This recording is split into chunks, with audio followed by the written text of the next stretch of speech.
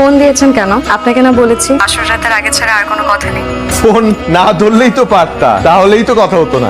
জি, এই জন্যই তো ফোনটা আমি ধরেছি, সারাকে দিয়ে ধরাই নাই। কে সারা? জি আমি সারা।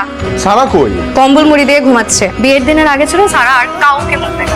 শপিং এ যেতে হবে, কাল রাতেই তো বলে রেখেছি। পসিবল না, আপনি তো সারাকে আর বাসর রাতের আগে ছাড়া দেখতেই পাবেন না। দেখো যারা, এটা ফাইজলামি করার সময় না। কালকে আমাদের প্রোগ্রাম, কত কিছু কেনা বাকি। তুমি প্লিজ ওকে ঘুম থেকে উঠে নিয়ে আসো না মলে। ঠিক আছে, একটু রিকোয়েস্ট করে বলেন। আপনাকে রিকোয়েস্ট করে বলছি, যারা ম্যাম প্লিজ দয়া করে আমার ফিয়ান্সে সারাকে ঘুম থেকে উঠিয়ে একটু নিয়ে আসে। আচ্ছা ঠিক আছে দেখি কিছু করা যায় কিনা। আফটার অল নতুন জামাই বলে কথা, এমন করে রিকোয়েস্ট করে বলছে, কিছু তো আমার করতেই হবে। উপরে যাও নাই তোমরা? একা একা শপিং মলে যে কেন? যারা কোথায়? আসে নাই। ওর সাথে তো আমার সকালেই কথা হতো। কেন যারা আসে নাই দেখে কি তোমার মন খারাপ হয়েছে? তাহলে ঠিক আছে, আমি যারাকে নিয়ে আসি। ভালোই তো হলো, যারা আসে নাই একটু প্রাইভেসি পেলাম। কাবাব মে হাড্ডি। এই খবরদার, তারাকে নিয়ে কোনো উল্টাপাল্টা কথা বলবে না। বাহ, বিয়ে না হতেই বউকে রেখে শালিকে নিয়ে টানাটানি। This is too much.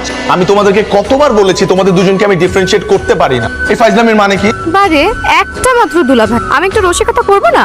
না করবা না। দেখো তোমাদেরকে আমি অনেকবার বলেছি যে তোমরা স্পেসিফিকলি কিছু জিনিস আলাদা করবা, যেমন হয় কপালে বাচ্চাদের মতো একটা টিপ দিবা অথবা গালে একটা আর্টিফিশিয়াল তিল দিবা, তাহলে তো চিনতে পারবো। দুলাভাই থেকে সিরিয়াস হয়ে গেছে। আচ্ছা সরি দুলাভাই। তাহলে সিরিয়াস হবো না?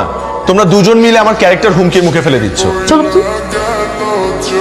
নাকের হাড্ডি তো ভেঙে গেছে মনে হয়। কে করেছে আপনার এই কাজ? হ্যাঁ, ওনারাই তো আপনাকে এখানে নিয়ে এসছে। তারপর ওনারা আপনার আত্মীয়, রাইট? আরে আত্মীয় হতে যাবো কেন, আমরাই মারছি। কেন মেরেছে আপনাকে? একটা সিগারেট ধরেছিলাম, এরপরে আপা দেখেন, আমি আপনাকে আগেও, মাই গড, আপনারা বলছেন না কেন কিছু?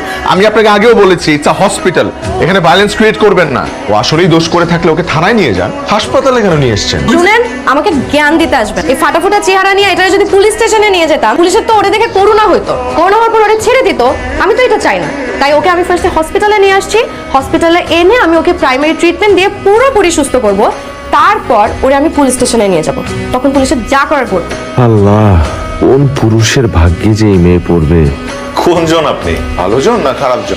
আপনিই বলেন, আমি ভালো জন না খারাপ জন? এই মিস্ট্রি কেউ সলভ করতে পারবে না। It's very confusing. আমি তো জানতাম ডক্টরদের আইকিউ অনেক ভালো হয়, ডক্টররা অনেক পড়াশোনা করে। তো আপনার তো এটা ইজিলি বলতে পারার কথা না যে আমি ভালো জন না খারাপ জন। এখন তো মনে হচ্ছে আপনি নকল করে পাস করছেন। আমি মানবদের অভ্যন্তরীণ জিনিস নিয়ে পড়াশোনা করেছি, বাহ্যিক বিষয় আমার কোনো আগ্রহ নেই। চিনতে পেরেছি। আমার মনে হয় বুঝছি আমি খারাপ জন। I knew it. ভালো জন আপনার জন্য পায়েস রান্না করে পাঠিয়েছে। ভালো জনকে আমি এটাও বলতে চাই যে এরপর থেকে যদি কিছু পাঠানো হয় সে যাতে নিচ থেকে এসে দিয়ে যায়। আপনি যেভাবে চিৎকার করে বলছেন, আমার বাসায় গিয়ে আর কিছু বলতে হবে। আসলেই খারাপ জন। এই শুনেন, খাবারটা খেয়ে কিন্তু বলবেন কেমন হয়েছে।